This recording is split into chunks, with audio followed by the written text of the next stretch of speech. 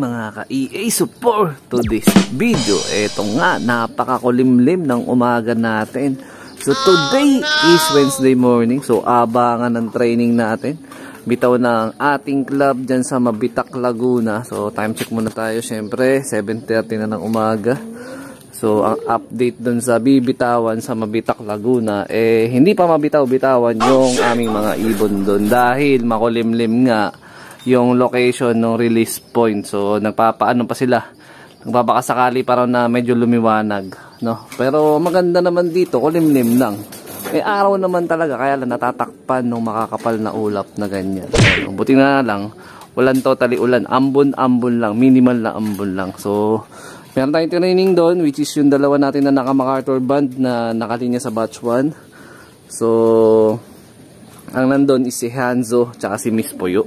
So good luck dun sa dalawa ibon natin. Yung huling performance nung training nung dalawa is magkaiba yung istorya. So sana mamaya mas maganda yung maging resulta ng ating training. Tapos ito, siniself-toss ko na to ng 10 kilometers. Ito si Tisay tsaka si yung kapatid, yung anak na rekta ni Batusay. Ayan, wala pa akong pangalan dyan. Hindi ko pa alam kung kak or hen Ayan, nandiyan sa may kaliwa.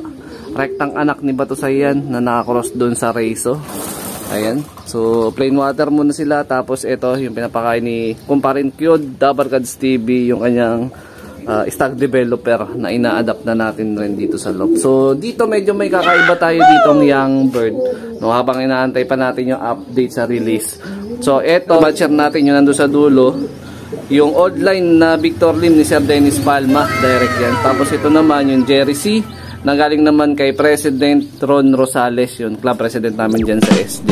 So yung unang clutch nila nung nakaraan na i-out natin, na-acquire ng ating solid supporter, white flight na nakalimutan ko na yung basta white flight, nagmana dito sa sa blue bar. Pero dito sa batch ng second clutch nila, which is panlaro natin to sa summer, ayan kakaiba yung kulay nung nilabas. Ayan, so white siya, tapos yung buntot niya may pagka blue bar nga. Ayan mga kalapatids, ayan ang gandang kulay of color. Parang reverse saddle yung itsura niya, kasi yung saddle na original, yung ganto is blue bar, tapos yung katawan puti. Ngayon dito naman reverse saddle yung kinalabasan. Hindi ko alam kung tama yung tingin ko sa kulay. Ayan, puti yun dito, tapos yung buntot, ayan blue bar. Tingin ko blue bar, tapos meron siyang kulay ng blue bar sa may tuktok. Pero yung nestmate na mapupunta kay Dabarkads TV, ito ngayon blue bar white plate lang. Ayan so sana maganda yung maging mga ilipad nito. So ito is parehas nakapang summer namin ni Dabarkads. Ito sa akin, isa doon sa kanya. So meron pa ako dito mga sing-sing na nakaabang. Kulang pa tayo ng YB, pero may mga extra pa tayong sing-sing pang pang summer sa MMFC. Ayan. Tama po ba yun? Release natin, saktong 8.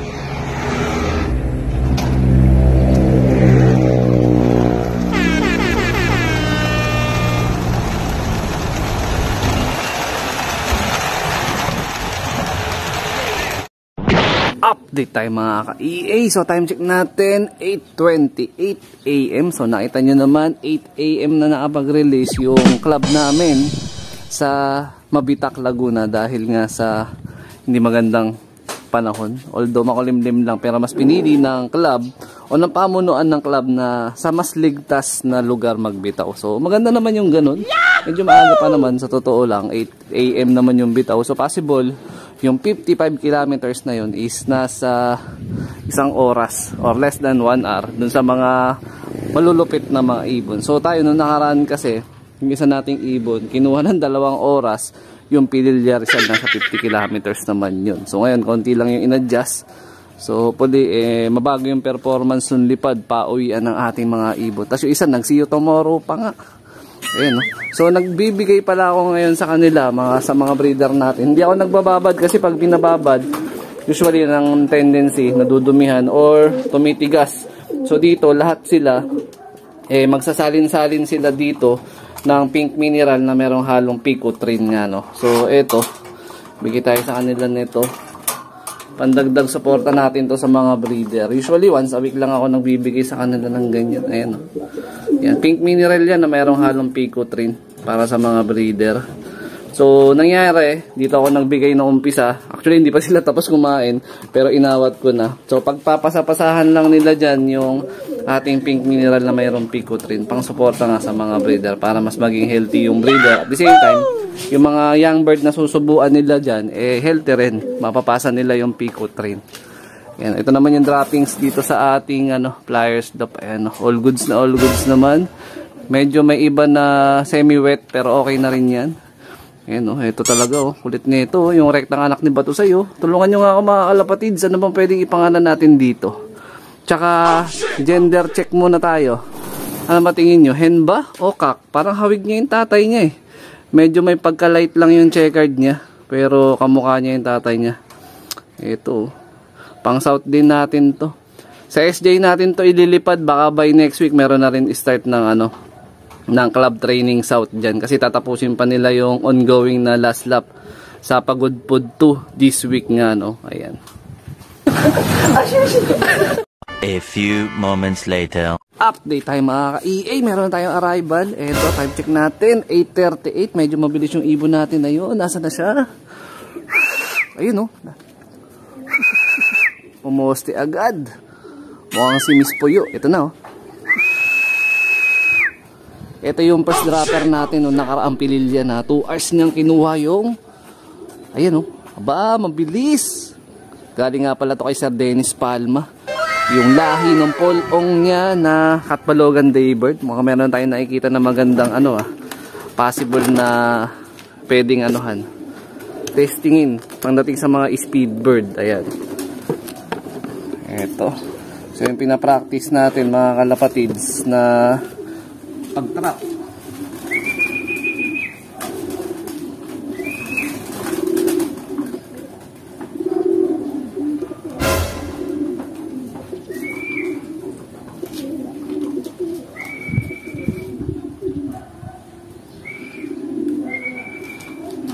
Oh no!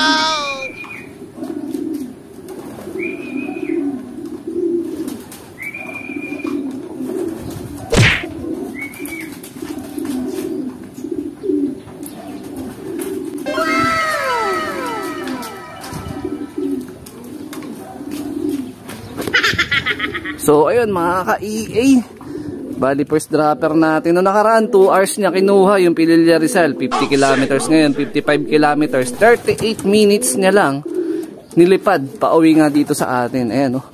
So ito nagbibigay na ng magandang performance result yung ating ibon pa konti-konti. So inaantay na lang natin isa mga kalapatids, si Hanzo, yung black checkered natin na isa pang warrior. Yun nga lang yung performance nung nakaraan training. See you tomorrow. Sana wag niya ulitin yung ginawa niyang performance nung nakaraan.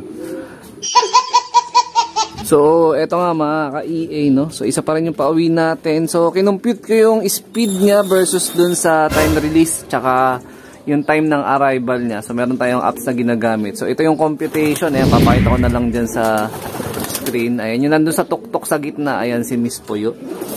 So, kulang pa tayo ng isa mga kalapatids. Pero, ang sabi naman ng iba nating tropang kalapatids, kasi patulak yung hangin, which is totoo naman. No? So, nakakatulong din talaga ganun pagka patulak yung hangin pauwi dito sa ating loop. Kaya, mas matulin, no? So, 1-4 speed. Pero, syempre, una pa lang naman na training yan. So, check natin sa susunod kung ganyan pa rin siya. Kung magiging konsistensya ng mga 3 hanggang 4 na pauwi ang training. Possible, speed bird nga talaga siya. Pero base dun sa family history nun, Katbalogan Daybird, matulin nga talaga yun. Yun yung bloodline na binigay sa atin ni Sir Dennis Palma. Tama po ba yun? At eto na mga ka-EA, yung inaantay natin na isa pa. Ayan, time check natin 8:54, so less than 1 hour. Si Hanzo nandito na, muntik pa akong iputan. Nakita ko na nga lang may pumatak dito sa may harapan ko. Kaya alam ko na nakauwi na siya. Hindi ko napansin na rumektahan na agad siya. Tahimik siyang lumipad. Pasok na! Na-stress pa ata si Hanzo. Pasok, pasok! Doon na yung asawa mo. Pasok na!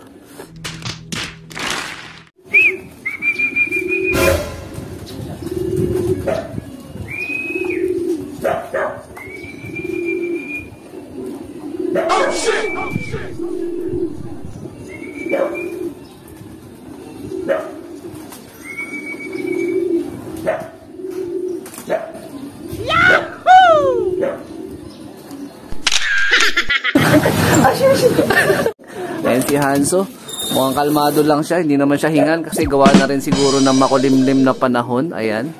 So, dito ko natatapusin tong video na to. Ayan. Shout out sa mga solid supporter natin dyan. Siyempre, kung nagustuhan nyo yung pauwian natin, bawi yung performance ng ibon natin kumpara nung nakaraang unang club training natin na nag 2 hours at nag see you tomorrow. So, ito yung mag-asawa natin. Iwan, si Hanzo.